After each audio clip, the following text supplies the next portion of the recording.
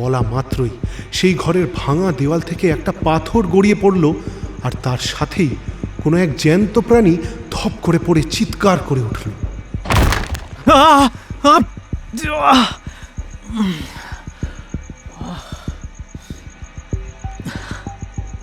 সন্ন্যাসী এই হঠাৎ শব্দে চমকে উঠতেই তাঁর হাত থেকে মশাল পড়ে নিভে গেল। সন্ন্যাসী জিজ্ঞেস করলেন, কে তুমি?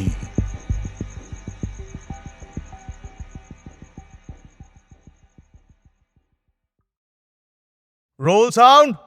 রোলিং। আপনারা শুনছেন রোল সাউন্ড গল্প, ছেলেবেলার ফেলে আসা গল্পের ঠিকানা।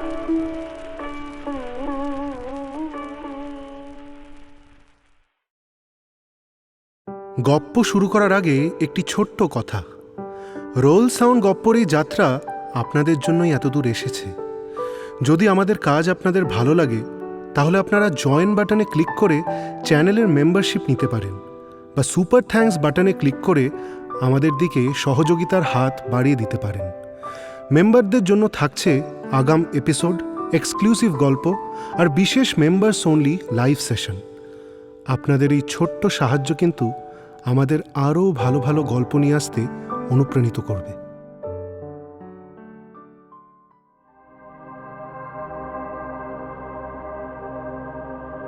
রোল সাউন্ড গপ্পের এই বিশেষ রবীন্দ্র জয়ন্তী পর্বে আপনাদের সকলকে স্বাগত।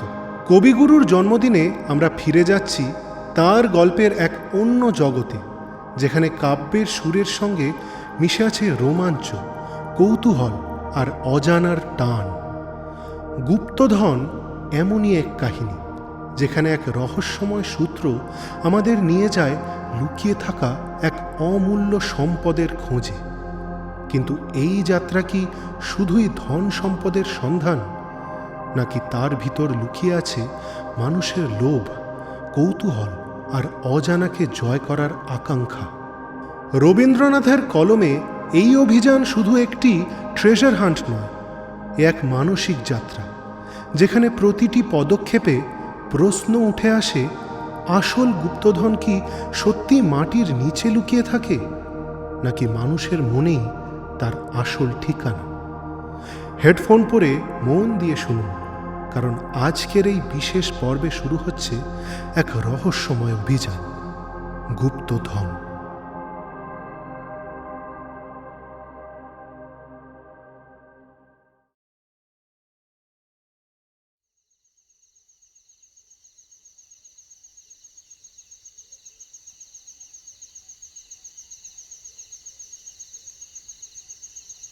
অমাবস্যার ঘোর অন্ধকার রাত।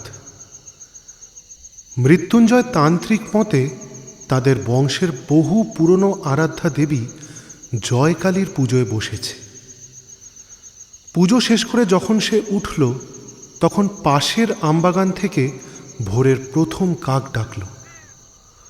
মৃত্যুঞ্জয় পিছন ফিরে তাকিয়ে দেখল মন্দিরের দরজা বন্ধ।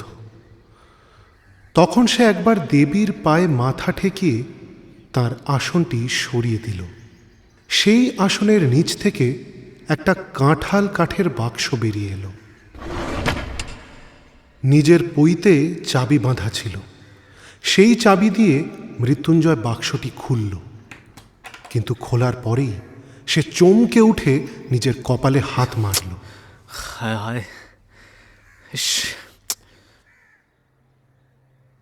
মৃত্যুঞ্জয়দের অন্দরমহলের বাগানটা পাঁচিল দিয়ে ঘেরা। সেই বাগানের এক কোণে বড় বড় গাছের ছায়ায় ঘেরা অন্ধকার জায়গায় এই ছোট্ট মন্দিরটি। মন্দিরের জয়কালী মূর্তি ছাড়া আর কিছুই নেই। ঢোকার পথও মোটে একটা। মৃত্যুঞ্জয় বাক্সটা নিয়ে অনেকক্ষণ নাড়াচাড়া করে দেখল। খোলার আগে ওটা বন্ধই ছিল, কেউ সেটা ভাঙেনি। মৃত্যুঞ্জয় 10 বার করে মূর্তির চারিদিকে ঘুরে হাতড়ে দেখল, কিন্তু কিছুই পেল না। পাগলের মতো হয়ে সে মন্দিরের দরজা খুলে ফেলল। তখন ভোরের আলো ফুটছে। মন্দিরের চারিদিকে সে হন্যে হয়ে খুঁজে বেড়াল, কিন্তু সব চেষ্টাই বৃথা হল।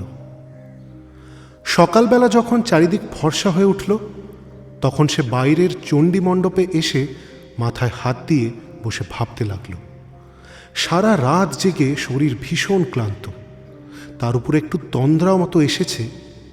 এমন সময় হঠাৎ চমকে শুনল, জয় হোক বাবা।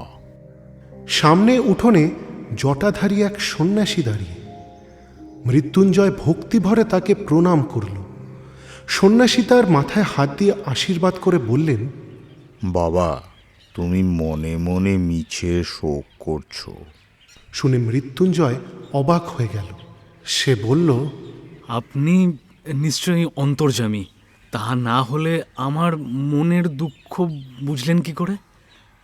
আমি তো কাউকে কিছু বলিনি। সন্ন্যাসী বললেন, বৎস, আমি বলছি, তোমার যা হারিয়ে গেছে তার জন্য তুমি আনন্দ করো, দুঃখ করো না। মৃত্যুঞ্জয় তার পা জড়িয়ে ধরে বলল, আপনি যখন সব জেনেছেন, তখন ওটা কিভাবে হারালো আর কোথায় গেলে ফিরে পাবো সেটা না বললে আমি আপনার পা ছাড়ব না। সন্ন্যাসী বললেন, আমি যদি তোমার অমঙ্গল চাইতাম তবে বলতাম, কিন্তু ভগবান দয়া করে যা কেড়ে নিয়েছেন, তার জন্য মন খারাপ করো না। সন্ন্যাসীকে সন্তুষ্ট করার জন্য মৃত্যুঞ্জয় সারাদিন নানা আয়োজনে তার সেবা করল। পরদিন ভোরে নিজের গোয়াল থেকে ঘটি ভরে ফেনা ওঠা দুধ নিয়ে এসে দেখল সন্ন্যাসী নেই। মৃত্যুঞ্জয় যখন ছোট ছিল, তখন একদিন তার ঠাকুরদা হরিহর এই চণ্ডীমণ্ডপে বসে তামাক খাচ্ছিলেন। ঠিক এইভাবেই এক সন্ন্যাসী জয় হোক বাবা বলে উঠোনে এসে দাঁড়িয়েছিলেন। হরিহর সেই সন্ন্যাসীকে কয়েকদিন বাড়িতে রেখে খুব সেবা যত্ন করেছিলেন। বিদায় নেওয়ার সময় সন্ন্যাসী যখন জিজ্ঞেস করলেন, বৎস, তুমি কি চাও? হরিহর বললেন, বাবা, যদি খুশি হয়ে থাকেন তবে আমার অবস্থাটা একবার শুনুন। একসময় এই গ্রামে আমরাই সবচেয়ে প্রভাবশালী ছিলাম।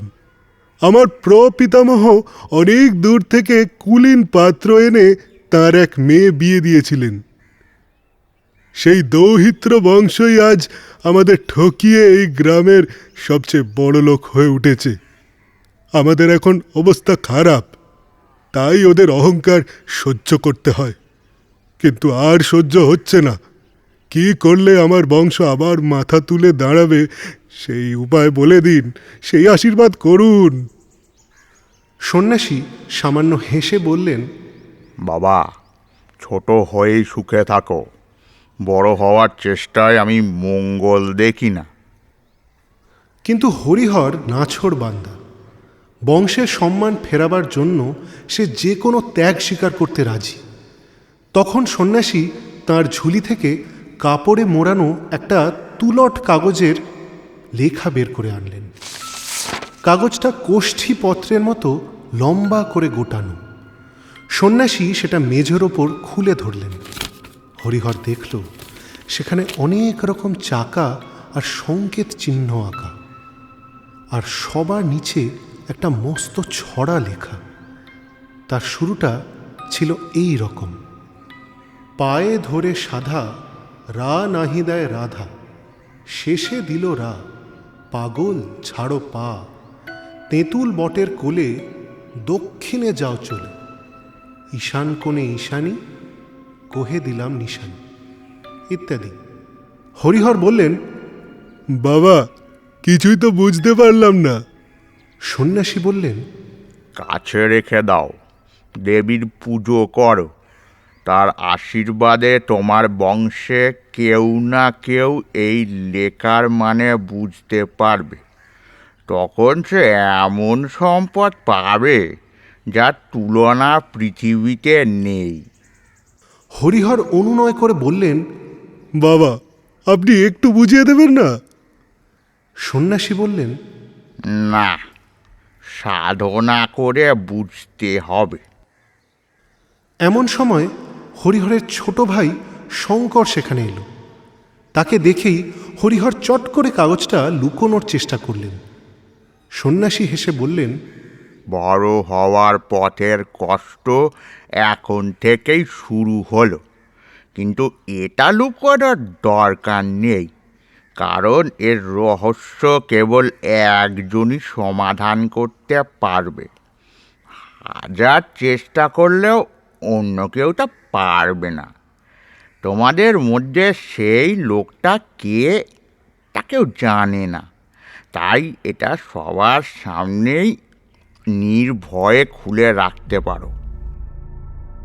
সন্ন্যাসী চলে গেলেন, কিন্তু হরিহর ওই কাগজটা না লুকিয়ে থাকতে পারলেন না। পাছে অন্য কেউ এর সুবিধা নেয়, পাছে তার ছোট ভাই শঙ্কর এর ফল ভোগ করে।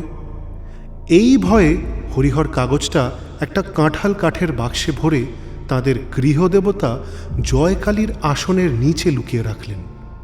প্রতি অমাবস্যার মাঝরাতে দেবীর পুজো শেষ করে তিনি একবার করে সেই কাগজটা খুলে দেখতেন, যদি দেবী দয়া করে তাকে মানে বোঝার ক্ষমতা দেন। শঙ্কর কিছুদিন ধরে হরিহরকে মিনতি করতে লাগলো, দাদা, আমাকে ওই কাগজটা একবার ভালো করে দেখতে দাও না। হরিহর বললেন, ধুর পাগল, সে কাগজ কি আর আছে? ওই ভণ্ড সন্ন্যাসী কাগজে কতগুলো হিজিবিজি কেটে আমায় ঠকিয়ে দিয়ে গেল, আমি ওটা পুড়িয়ে ফেলেছি। শঙ্কর চুপ করে রইল। হঠাৎ একদিন দেখা গেল শঙ্কর ঘরে নেই। তারপর থেকেই সে নিরুদ্দেশ। হরিহরের অন্য সব কাজকর্ম লাটে উঠল। গুপ্তধনের চিন্তায় সে এক মুহূর্ত স্থির হয়ে থাকতে পারল না। মৃত্যুর সময় সে তার বড় ছেলে শ্যামাপদকে সন্ন্যাসীর দেওয়া সেই কাগজটা দিয়ে গেল। এই কাগজ পেয়ে শ্যামাপদ চাকরি ছেড়ে দিল। জয়কালীর পুজো আর এই ধাঁধার মানে খুঁজতে খুঁজতেই তার জীবনটা কোন দিক দিয়ে কেটে গেল সে বুঝতেও পারল না। মৃত্যুঞ্জয় হল শ্যামাপদর বড় ছেলে। বাবার মৃত্যুর পর সে এই গুপ্ত সংকেতের মালিক হয়েছে। তার অবস্থা দিন দিন যত খারাপ হতে লাগলো, তত বেশি আগ্রহ নিয়ে সে এই কাগজের উপর মন দিল। এমন সময় গত অমাবস্যার রাতে পুজোর পর সে কাগজটা আর দেখতে পেল না। সন্ন্যাসীও কোথায় যেন উধাও হয়ে গেলেন। মৃত্যুঞ্জয় ঠিক করল এই সন্ন্যাসীকে ছাড়া যাবে না, সব খবর তার কাছ থেকেই পাওয়া যাবে। এই ভেবে সে ঘর ছেড়ে সন্ন্যাসীকে খুঁজতে বের হয়ে গেল। পথে পথে গোটা একটা বছর কেটে গেল।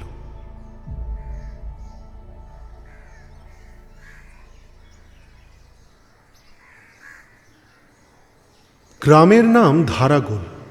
সেখানে মৃত্যুঞ্জয় এক মুদির দোকানে বসে তামাক খাচ্ছিল আর অন্য মনস্ক হয়ে কত কি ভাবছিল।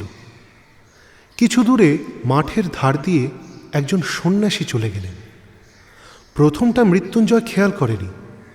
একটু পরে হঠাৎ তার মনে হলো, আরে, যে লোকটা চলে গেল এ তো সেই সন্ন্যাসী। তাড়াতাড়ি হুঁকোটা রেখে মুদিকে অবাক করে দিয়ে সে এক ছুটে দোকান থেকে বেরিয়ে গেল, কিন্তু সন্ন্যাসীকে আর দেখা গেল না।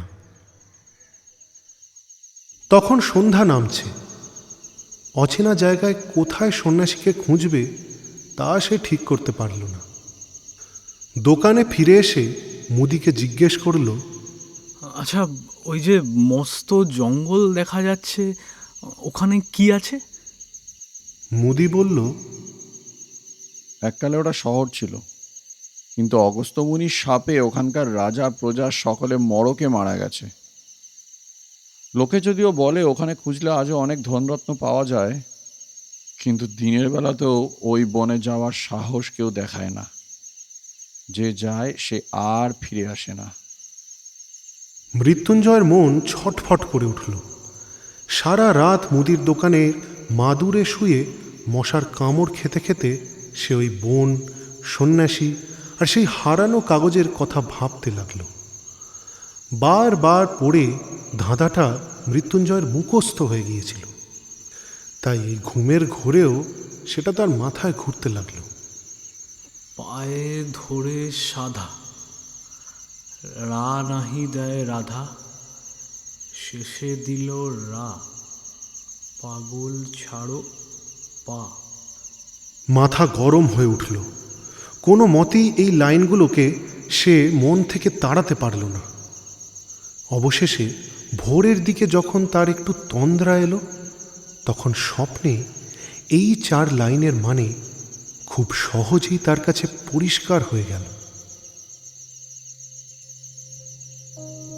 রা নাহি দেয় রাধা, অর্থাৎ রাধার রা না থাকলে থাকে ধা, শেষে দিল রা, অর্থাৎ হলো ধারা। পাগল ছাড়ো পা, পাগল থেকে পা বাদ দিলে থাকে গোল, তাহলে সব মিলিয়ে হলো ধারাগোল। আরে এই জায়গাটার নাম তো ধারাগোলই বটে।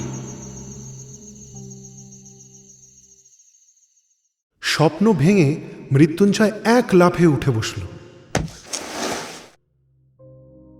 সারাদিন বনের মধ্যে ঘুরে সন্ধ্যাবেলায় অনেক কষ্টে পথ খুঁজে অনাহারে মৃতপ্রায় অবস্থায় মৃত্যুঞ্জয় গ্রামে ফিরল।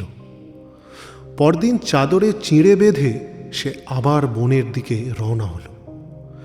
বিকেলের দিকে একটা দিঘির পাড়ে এসে পৌঁছল। দিঘির মাঝখানের জল পরিষ্কার, আর পাড়ের ধারে ধারে ফুটে আছে পদ্ম আর কুমুদ। পাথরের বাঁধানো ঘাট ভেঙে চুরে গেছে।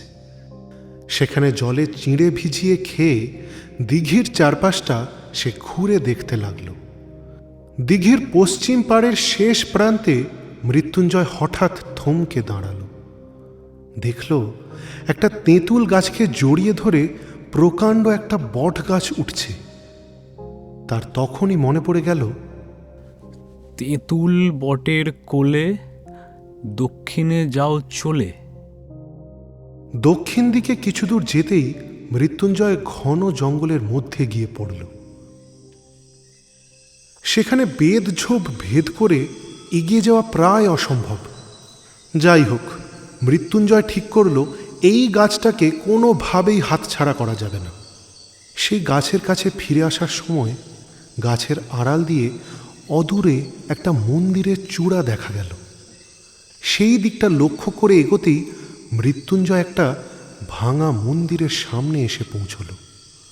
দেখল কাছেই একটা উনুন, পোড়া কাঠ আর ছাই পড়ে আছে।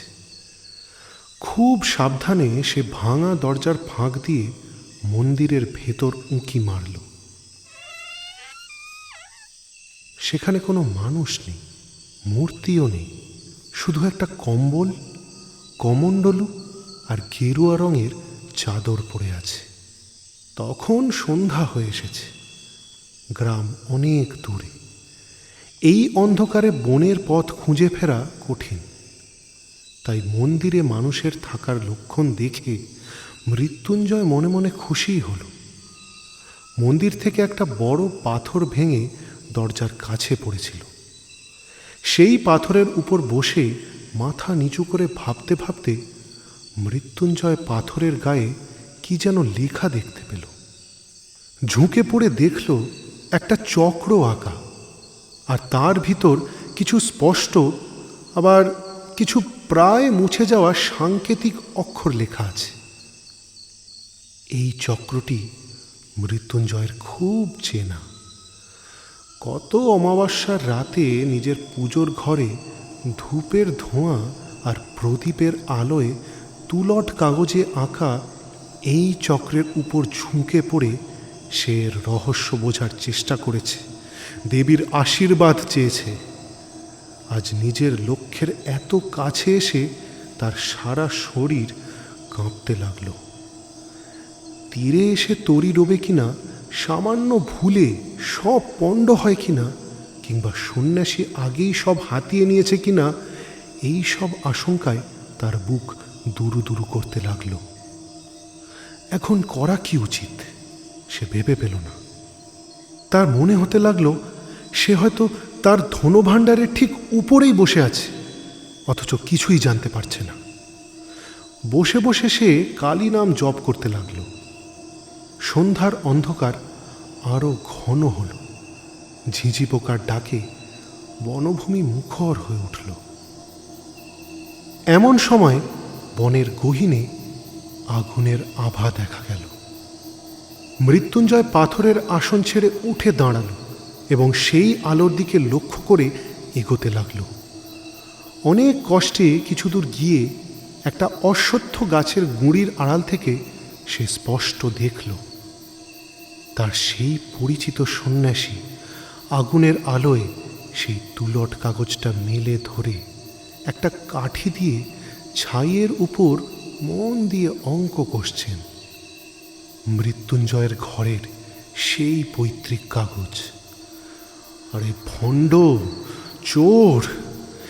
এই জন্যেই সে মৃত্যুঞ্জয়কে শোক করতে বারণ করেছিল। সন্ন্যাসী একবার করে অঙ্ক কষছেন আর একটি মাপকাঠি নিয়ে জমি মাপছেন। কিছুক্ষণ মেপে হতাশ হয়ে মাথা নেড়ে আবার এসে অঙ্ক কষতে বসছেন। এভাবে যখন রাত প্রায় শেষ, ভোরের ঠান্ডা বাতাসে গাছের ডগাগুলো যখন ঝিরঝির করে কেঁপে উঠল, তখন সন্ন্যাসী কাগজটি গুটিয়ে নিয়ে চলে গেলেন। মৃত্যুঞ্জয় বুঝতে পারল না কি করবে। তখন সে নিশ্চিত হল যে সন্ন্যাসীর সাহায্য ছাড়া এই সংকেতের রহস্য ভেদ করা তার সাধ্য নয়। আবার লোভী সন্ন্যাসী যে তাকে সাহায্য করবে না তাও নিশ্চিত। তাই গোপনে সন্ন্যাসীর ওপর নজর রাখা ছাড়া আর কোনো উপায় নেই। কিন্তু দিনের বেলা গ্রামে না গেলে তার খাওয়াও জুটবে না। তাই অন্তত সকালে একবার গ্রামে যাওয়া দরকার। ভোরের দিকে অন্ধকার একটু ফর্সা হতেই সে গাছ থেকে নামল। যেখানে সন্ন্যাসীর ছাইয়ের ওপর দাগ কেটেছিলেন সেখানে ভালো করে দেখল, কিন্তু কিছুই বুঝল না। চারিদিকে ঘুরে দেখল, বনের অন্য জায়গার সাথে এর কোনো তফাতই নেই। বনের অন্ধকার যখন ফিকে হয়ে এলো, মৃত্যুঞ্জয় খুব সাবধানে চারপাশ দেখতে দেখতে গ্রামের দিকে রওনা হলো। তার ভয় ছিল পাছে সন্ন্যাসী তাকে দেখে ফেলেন।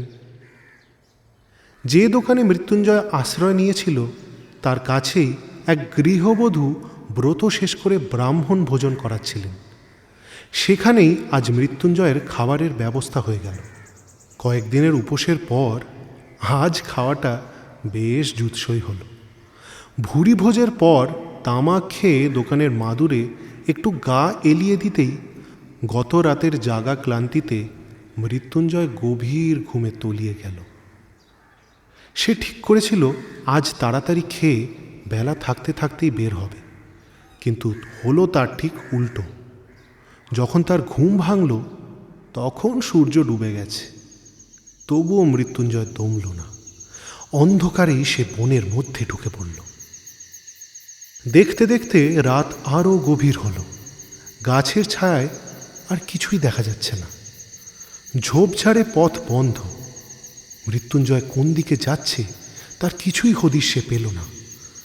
রাত যখন শেষ হলো তখন দেখল সারা রাত সে বনের ধারে একই জায়গায় ঘুরে মরেছে। কাকের দল কা কা শব্দে গ্রামের দিকে উড়ে গেল।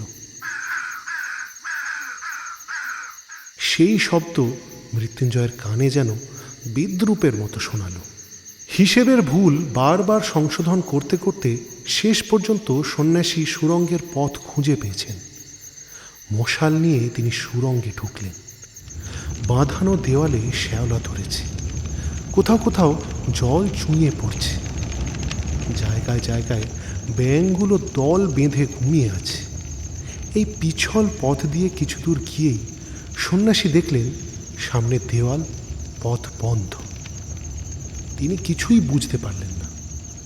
দেওয়ালের সব জায়গায় লোহার দণ্ড দিয়ে জোরে আঘাত করে দেখলেন কোথাও ফাঁপা আওয়াজ নেই, কোনো ছিদ্র নেই। এই পথটা যে এইখানেই শেষ তাতে কোনো সন্দেহ রইল না। আবার সেই কাগজ খুলে মাথায় হাত দিয়ে বসে তিনি ভাবতে লাগলেন। সে রাতটা এইভাবেই কেটে গেল। পরদিন আবার হিসেব নিকেশ সেরে তিনি সুরঙ্গে ঢুকলেন। সেদিন সংকেত পেনে এক বিশেষ জায়গা থেকে পাথর সরিয়ে একটা গোপন পথ খুঁজে পেলেন। সেই পথে চলতে চলতে আবার এক জায়গায় পথ বন্ধ হয়ে গেল। অবশেষে পঞ্চম রাতে সুড়ঙ্গে ঢুকে সন্ন্যাসী চেঁচিয়ে উঠলেন, আজ আমি পথ পেয়েছি, আজ আমার কোনো ভুল হবে না। পথটা খুব জটিল, তার অসংখ্য শাখা প্রশাখা, কোথাও এত সরু যে হামাগুড়ি দিয়ে যেতে হয়। অনেক কষ্টে মশাল ধরে এগোতে এগোতে সন্ন্যাসী একটা গোল ঘরের মতো জায়গায় পৌঁছলেন। সেই ঘরের ঠিক মাঝখানে একটা বিরাট কুয়ো। মশালের আলোয় তার তলা দেখা গেল না।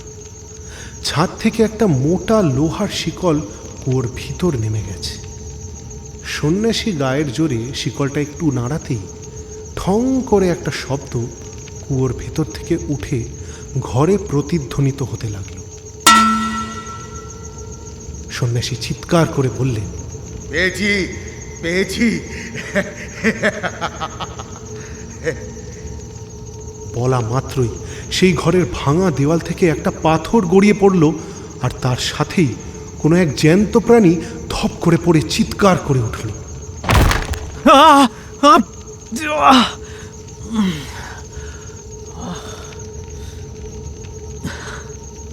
সন্ন্যাসী এই হঠাৎ শব্দে চমকে উঠতেই তাঁর হাত থেকে মশাল পড়ে নিভে গেল। সন্ন্যাসী জিজ্ঞেস করলেন, কে তুমি? কোনো উত্তর পেলেন না। অন্ধকারে হাতড়াতে গিয়ে তাঁর হাতে একটা মানুষের দেহ ঠেকল। নাড়া দিয়ে আবার তিনি জিজ্ঞেস করলেন, কে তুমি? তবুও কোনো সাড়া নেই। লোকটা অজ্ঞান হয়ে গেছে। তখন চকমকি পাথর ঠুকে অনেক কষ্টে সন্ন্যাসী মশাল জ্বালালেন। এর মধ্যে লোকটারও জ্ঞান ফিরল। সে ওঠার চেষ্টা করতেই যন্ত্রণায় কুঁকিয়ে উঠল। আহ! আহ!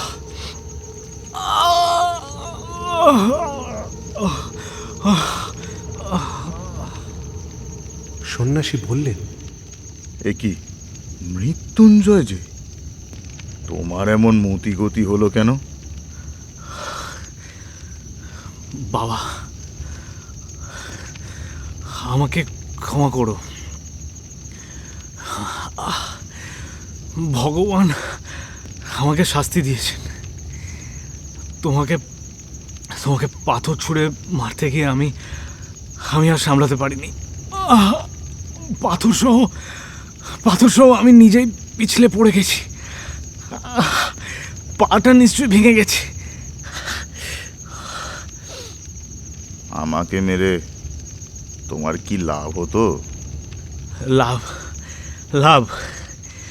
লাভের কথা তুমি জিজ্ঞেস করছো? তুমি কিসের লোভে আমার পুজোর ঘর থেকে কাগজটা চুরি করে এই সুড়ঙ্গের ভেতর ঘুরছো? হ্যাঁ, তুমি চোর, তুমি ভণ্ড। আমার ঠাকুরদাকে যে সন্ন্যাসী ওই কাগজটা দিয়েছিলেন, তিনি বলেছিলেন আমাদের বংশের কেউই এই লেখার সংকেত বুঝতে পারে। এই গুপ্তধন আমাদের বংশেরই পাওনা। তাই আমি এই কদিন না খেয়ে না ঘুমিয়ে ছায়ার মতো তোমার পেছনে ঘুরেছি। আর যখন তুমি চেঁচিয়ে বললে পেয়েছি, তখন আমি আর নিজেকে সামলাতে পারলাম না। আমি তোমার পেছনে এসে এই গর্তের ভেতর লুকিয়ে বসেছিলাম। ওখান থেকে একটা পাথর সরিয়ে তোমাকে মারতে গেলাম, কিন্তু শরীর দুর্বল আর জায়গাটাও খুব পিছল, তাই নিজেই পড়ে গেলাম। এখন তুমি আমাকে মেরে ফেলো, সেও ভালো। আমি যক্ষ হয়ে এই ধন পাহারা দেব, কিন্তু তুমি এটা নিতে পারবে না, কোনোভাবেই না। আর যদি নেওয়ার চেষ্টা করো তবে জেনে রাখো আমি ব্রাহ্মণ। আমি তোমাকে অভিশাপ দিয়ে এই কুয়োর মধ্যে ঝাঁপ দিয়ে আত্মহত্যা করব। এই ধন তোমার কাছে হবে ব্রহ্মহত্যার পাপের মতো। তুমি কোনোদিন সুখে ভোগ করতে পারবে না। আমাদের বাপ ঠাকুরদা এই ধনের চিন্তাতেই প্রাণ দিয়েছেন। এই ধনের ধ্যানেই আমরা গরিব হয়েছি। এই ধনের খোঁজে আমি বাড়িতে অনাথা স্ত্রী আর ছোট ছোট ছেলে মেয়ে ফেলে রেখে খাওয়া দাওয়া ছেড়ে লক্ষ্মী ছাড়া পাগলের মতো মাঠে ঘাটে ঘুরে বেড়াচ্ছি। এই সম্পদ আমি তোমার চোখের সামনে কখনোই নিতে দেব না, কখনোই না। সন্ন্যাসী বললেন, মৃত্যুঞ্জয়, তবে শোনো, সব কথা তোমাকে বলছি। তুমি জানো তোমার ঠাকুরদার এক ছোট ভাই ছিল, যার নাম ছিল শঙ্কর। মৃত্যুঞ্জয় বলল, হ্যাঁ, তিনি নিরুদ্দেশ হয়ে গেছেন। সন্ন্যাসী বললেন, আমি সেই শঙ্কর। মৃত্যুঞ্জয় হতাশ হয়ে দীর্ঘশ্বাস ফেলল। এতক্ষণেই গুপ্তধনের উপর সে যে একমাত্র দাবিদার ছিল, নিজের বংশের আত্মীয় এসে সেই দাবি নস্যাৎ করে দিল। শঙ্কর বললেন, দাদা সন্ন্যাসীর থেকে কাগজটা পাওয়ার পর থেকেই আমার কাছ থেকে সেটা লুকিয়ে রাখার চেষ্টা করতেন, কিন্তু তিনি যত গোপন করতেন আমার কৌতূহল ততই বাড়ত। তিনি দেবীর আসনের নিচে বাক্সের মধ্যে ওটা লুকিয়ে রেখেছিলেন। আমি তার সন্ধান পেলাম এবং তার একটা নকল চাবি বানিয়ে প্রতিদিন অল্প অল্প করে পুরো কাগজটা টুকলি করে নিলাম। যেদিন নকল করা শেষ হলো সেদিনই আমি ধনের খোঁজে ঘর ছেড়ে বেরিয়ে পড়লাম। আমার ঘরেও অনাথা স্ত্রী আর একটা ছোট সন্তান ছিল। আজ তারা কেউ বেঁচে নেই। কত দেশ বিদেশ ঘুরেছি, তা বিস্তারিত বলার দরকার নেই। সন্ন্যাসীর দেওয়াই লেখা নিশ্চয়ই কোনো সন্ন্যাসী আমাকে বুঝিয়ে দিতে পারবেন, এই আশায় আমি অনেক সন্ন্যাসীর সেবা করেছি। অনেক ভণ্ড সন্ন্যাসী আমার ওই কাগজের কথা জানতে পেরে সেটা চুরি করারও চেষ্টা করেছে। এভাবে বছরের পর বছর কেটে গেছে। আমার মনে এক মুহূর্তের জন্যও সুখ বা শান্তি ছিল না। অবশেষে আগের জন্মের পুণ্যের ফলে কুমায়ুন পাহাড়ে বাবা স্বরূপানন্দ স্বামীর দেখা পেলাম। তিনি আমাকে বললেন, বাবা, তৃষ্ণা দূর করো, তাহলে এই বিশ্ব জুড়ে যে অক্ষয় সম্পদ আছে তা তুমি নিজেই অনুভব করতে পারবে। তিনি আমার মনের আগুন জুড়িয়ে দিলেন। তার আশীর্বাদে আকাশের আলো আর পৃথিবীর সবুজ আমার কাছে রাজকীয় সম্পদ হয়ে উঠল। একদিন পাহাড়ের নিচে শীতের বিকেলে পরমহংস বাবার ধুনির আগুন জ্বলছিল। সেই আগুনে আমি আমার কাগজটা ফেলে দিলাম। বাবা একটুখানি হাসলেন। সে হাসির মানে তখন বুঝিনি, আজ বুঝেছি। তিনি নিশ্চয়ই মনে মনে বলেছিলেন, কাগজ পুড়িয়ে ফেলা সহজ, কিন্তু মনের বাসনা এত সহজে পুড়ে ছাই হয় না। কাগজটার যখন কোনো চিহ্নই রইল না, তখন আমার মনে হলো যেন এক কঠিন বন্ধন থেকে মুক্তি পেলাম। অদ্ভুত এক আনন্দে আমার মন ভরে উঠল। আমি ভাবলাম, এখান থেকে আমার আর কোনো ভয় নেই। আমি পৃথিবীতে আর কিছু চাই না। এর কিছুদিন পরেই পরমহংস বাবার সঙ্গ হারালাম। তাকে অনেক খুঁজলাম, কিন্তু কোথাও দেখা পেলাম না। আমি তখন সন্ন্যাসী হয়ে নিরাসক্ত মনে ঘুরে বেড়াতে লাগলাম।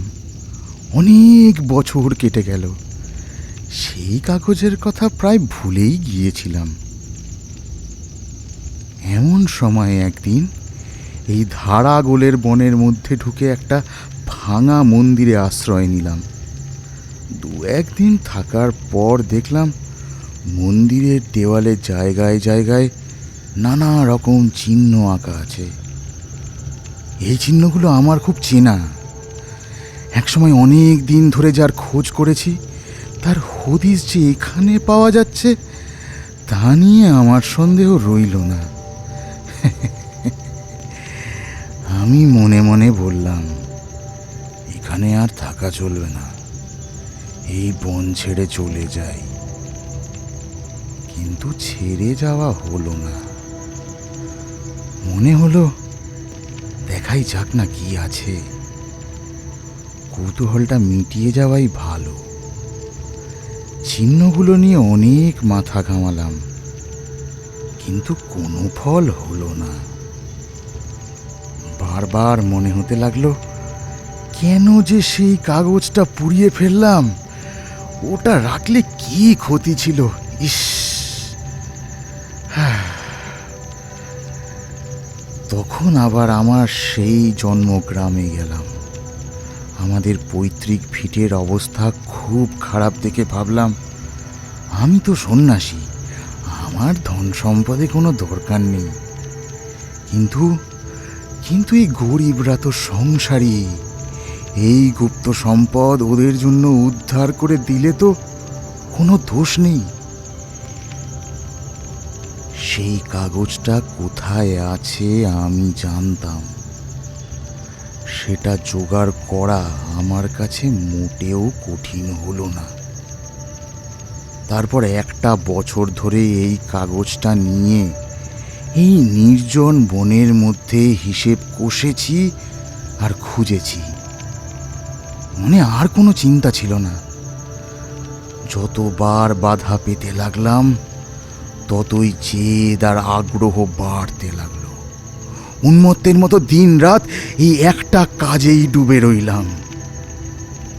ইতিমধ্যে কখন যে তুমি আমার পিছু নিয়েছ তা বুঝতে পারিনি। আমি স্বাভাবিক অবস্থায় থাকলে তুমি কখনোই আমার চোখ এড়িয়ে থাকতে পারতে না, কিন্তু আমি এমন তন্ময় হয়েছিলাম যে বাইরের কোনো ঘটনা আমার নজরে পড়তো না। তারপর যা যা খুঁজছিলাম আজ এইমাত্র তা আবিষ্কার করেছি। এখানে যা আছে পৃথিবীর কোনো রাজা মহারাজার ভাণ্ডারেও এত ধন নেই। আর মাত্র একটা সংকেত ভেদ করতে পারলেই সেই ধন পাওয়া যাবে। এই সংকেতটাই সবচেয়ে কঠিন, কিন্তু এটাও আমি মনে মনে সমাধান করেছি। সেই জন্যেই পেয়েছি বলে খুশিতে চিৎকার করে উঠেছিলাম। যদি চাই তবে আর 1 মুহূর্তের মধ্যেই সেই সোনা দানার ভাণ্ডারের মাঝখানে গিয়ে দাঁড়াতে পারি। মৃত্যুঞ্জয় শঙ্করের পা জড়িয়ে ধরে বলল, তুমি সন্ন্যাসী, তোমার তো ধনের কোনো প্রয়োজন নেই। আমাকে সেই ভাণ্ডারে নিয়ে চলো, আমাকে বঞ্চিত করো না। শঙ্কর বললেন, আজ আমার শেষ বন্ধন মুক্তি পেয়েছে। তুমি ওই যে পাথর ছুঁড়ে আমাকে মারতে চেয়েছিলে, তার আঘাত আমার শরীরে লাগেনি ঠিকই, কিন্তু তা আমার মোহর পর্দা ছিঁড়ে দিয়েছে। লোভের ভয়ঙ্কর রূপ আজ আমি দেখলাম। আমার গুরু পরমহংসদেবের সেই শান্ত হাসি এতদিন পর আমার মনের ভেতর এক অনির্বাণ আলোর শিখা জ্বালিয়ে দিল। মৃত্যুঞ্জয় শঙ্করের পা ধরে আবার কাতর স্বরে বলল, তুমি মুক্ত পুরুষ হতে পারো, আমি নই। আমি মুক্তি চাই না, আমাকে এই ঐশ্বর্য থেকে বঞ্চিত করতে পারবে না। সন্ন্যাসী বললেন, বৎস, তবে তুমি তোমার এই কাগজটা নাও। যদি ধন খুঁজে নিতে পারো তবে নিও। এই বলে তার লাঠি আর সেই কাগজ মৃত্যুঞ্জয়ের কাছে রেখে সন্ন্যাসী চলে গেলেন। মৃত্যুঞ্জয় বলল, সন্ন্যাসী, আমাকে দয়া করো, আমাকে ফেলে যেও না, আমাকে পথ দেখিয়ে দাও। কিন্তু কোনো উত্তর পেল না। তখন মৃত্যুঞ্জয় লাঠিতে ভর দিয়ে হাতড়ে হাতড়ে সুড়ঙ্গ থেকে বেরোনোর চেষ্টা করতে লাগল। কিন্তু পথ খুব জটিল, গোলক ধাঁধার মতো। বারবার সে বাধা পেল। অবশেষে ঘুরতে ঘুরতে ক্লান্ত হয়ে এক জায়গায় শুয়ে পড়ল এবং তাড়াতাড়ি ঘুমিয়ে পড়ল। ঘুম ভাঙার পর রাত না দিন নাকি কত বেলা তা বোঝার কোনো উপায় ছিল না। খুব খিদে পাওয়ায় মৃত্যুঞ্জয় চাদরের খুঁট থেকে চিঁড়ে বের করে খেল।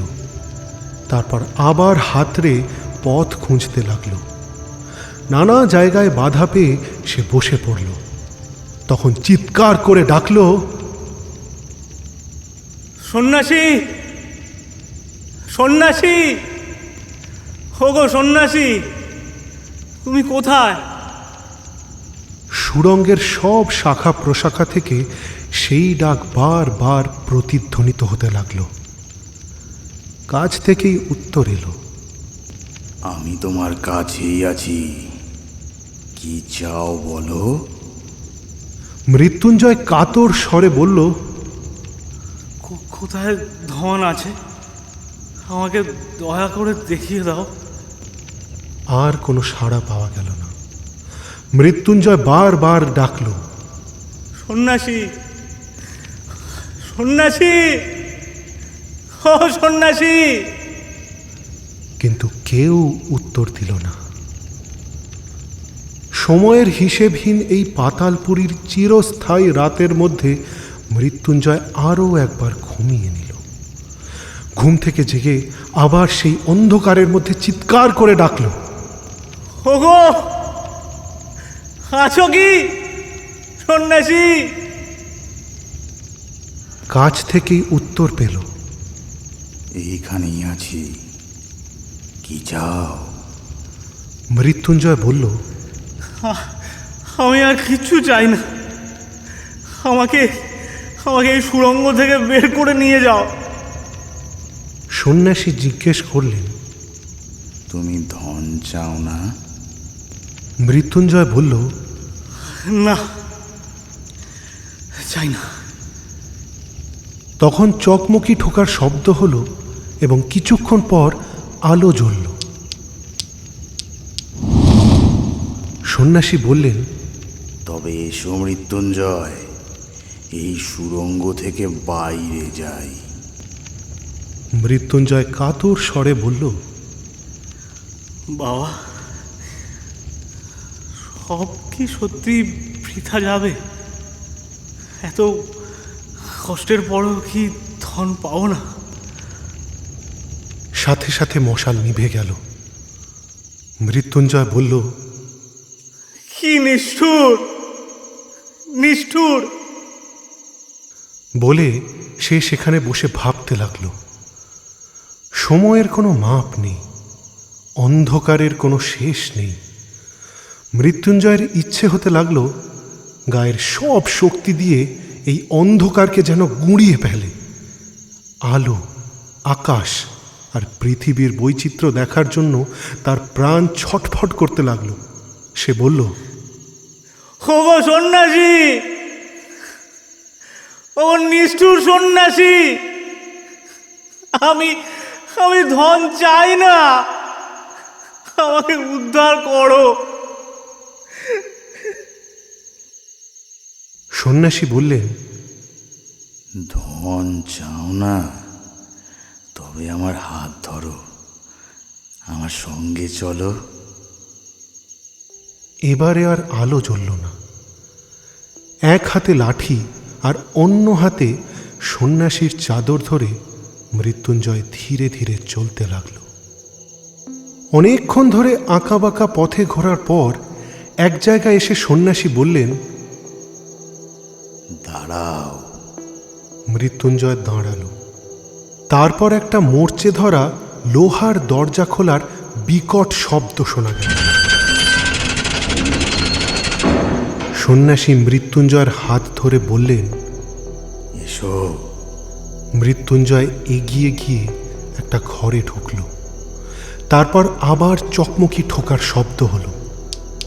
কিছুক্ষণ পর যখন মশাল জ্বলে উঠল, তখন কি অদ্ভুত দৃশ্য! চারদিকের দেওয়ালের গায়ে মোটা মোটা সোনার পাত স্তরে স্তরে সাজানো। মৃত্যুঞ্জয়ের চোখ দুটো জ্বলে উঠল।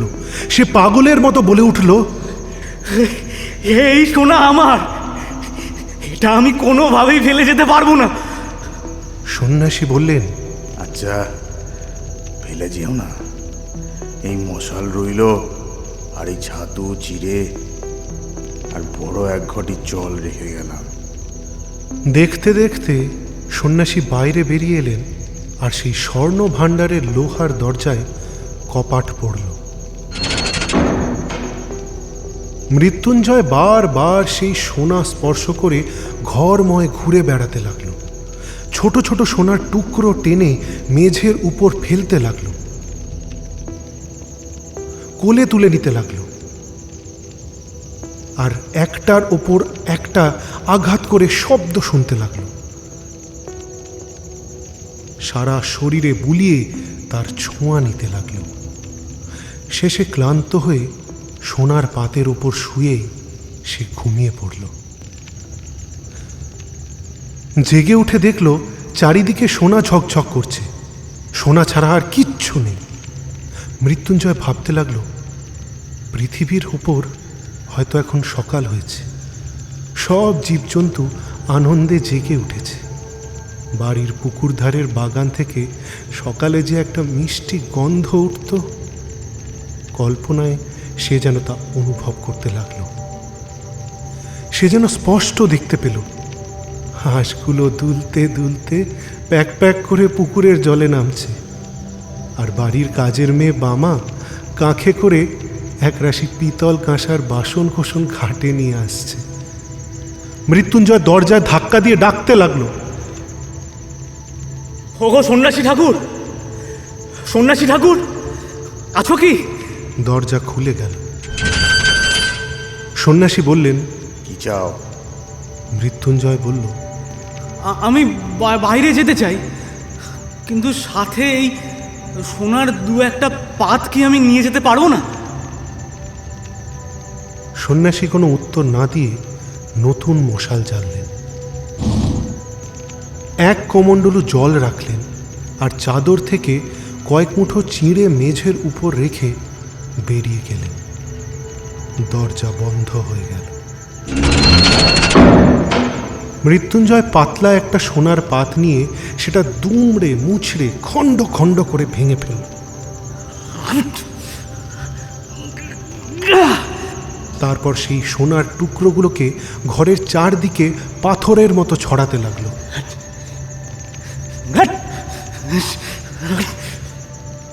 কখনো দাঁত দিয়ে কামড়ে সোনার পাতের উপর দাগ করে দিল, কখনো বা সোনার পাত মাটিতে ফেলে তার উপর বারবার লাথি মারতে লাগলো।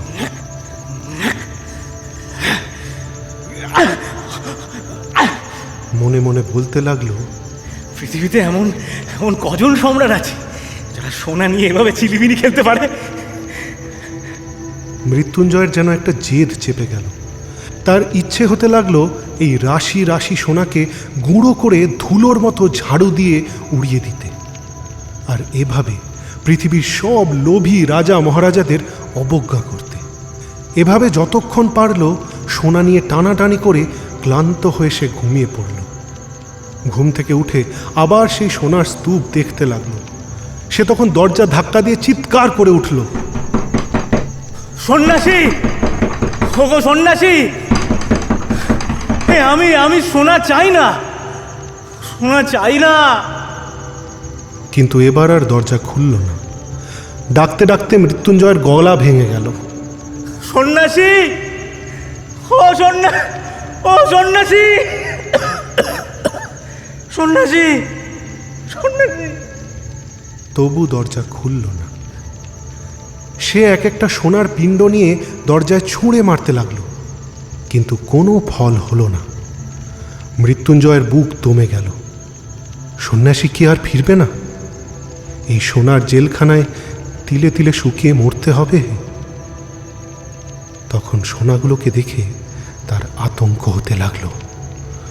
কোনো এক বিভীষিকার নিঃশব্দ হাসির মতো সোনার স্তূপগুলো চারদিকে স্থির হয়ে আছে। তাদের মধ্যে কোনো প্রাণ নেই, বদল নেই। মৃত্যুঞ্জয়ের হৃদয় এখন কাঁপছে, ব্যাকুল হচ্ছে, কিন্তু ওদের সাথে তার কোনো সম্পর্ক নেই। এই সোনার পিণ্ডগুলো আলো চায় না, আকাশ চায় না, বাতাস চায় না, মুক্তিও চায় না।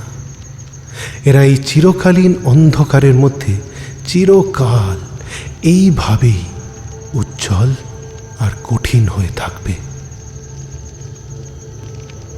পৃথিবীতে কি এখন গোধূলি নেমেছে? আহা, সেই গোধূলির সোনালি আলো, যে সোনা শুধু ক্ষণকালের জন্য চোখ জুড়িয়ে অন্ধকারের শেষে বিদায় নেয়, তারপর সন্ধ্যা তারা এক দৃষ্টে চেয়ে থাকে। প্রদীপ জ্বালিয়ে গৃহবধূ ঘরের কোণে সন্ধ্যাদীপ রাখে, মন্দিরে আরতির ঘণ্টা বেজে ওঠে। গ্রামের অতি তুচ্ছ ব্যাপারগুলো আজ মৃত্যুঞ্জয়ের চোখে উজ্জ্বল হয়ে উঠল। তাদের সেই ভোলা কুকুরটা যে উঠোনের কোণে ঘুমিয়ে থাকত, সেই স্মৃতিও তাকে ব্যথিত করতে লাগল। ধারাগোল গ্রামে যে মুদির দোকানে সে ছিল, সেই মুদি হয়তো এখন প্রদীপ নিভিয়ে ঝাঁপ বন্ধ করে বাড়ির পথে রওনা হয়েছে। রবিবারের হাটের লোকেরা এখন হয়তো যে যার বাড়ি ফিরছে, সাথীদের ডাকছে, নৌকো করে নদী পার হচ্ছে। চাষি লোকটা হাতে মাছের ঝোলা নিয়ে তারার আলোয় মাঠের পথ দিয়ে গ্রামে ফিরছে। পৃথিবীর সেই চঞ্চল জীবনের সাথে নিজেকে মেলাবার জন্য তার প্রাণ ছটফট করতে লাগলো। সেই জীবন, সেই আকাশ, সেই আলো পৃথিবীর সব মণিমাণিক্যের চেয়েও তার কাছে দামি মনে হতে লাগলো। তার মনে হতে লাগলো, মাত্র এক মুহূর্তের জন্য যদি একবার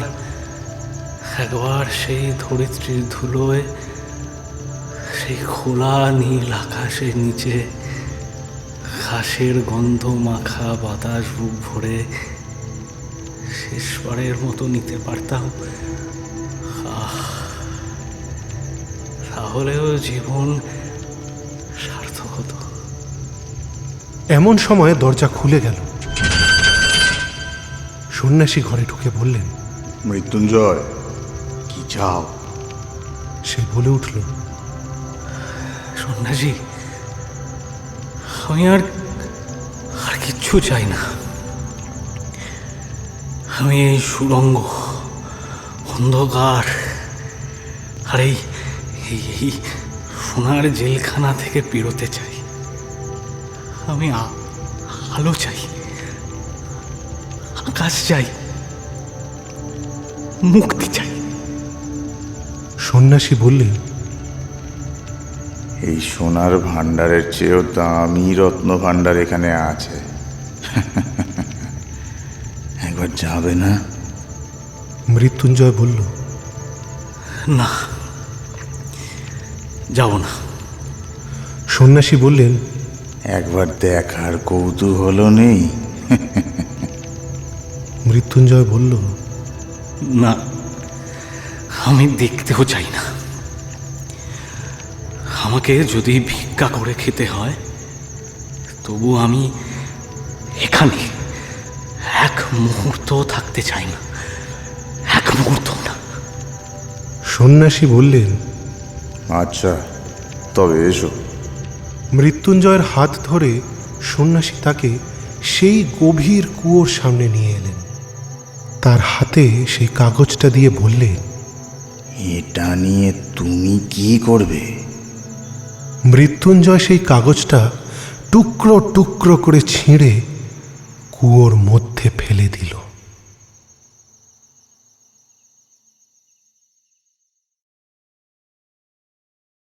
শেষ হলো আজকের বিশেষ রবীন্দ্র জয়ন্তী পর্ব গুপ্তধন। কণ্ঠ সম্মান রায়, সৌম্য মজুমদার, অভিষেক ভৌমিক এবং আকাশ। শব্দগ্রহণে সুখেন্দু। শব্দ পরিকল্পনায় নভনীল ভট্টাচার্য। সমগ্র পর্ব পরিচালনায় সম্মান রায়।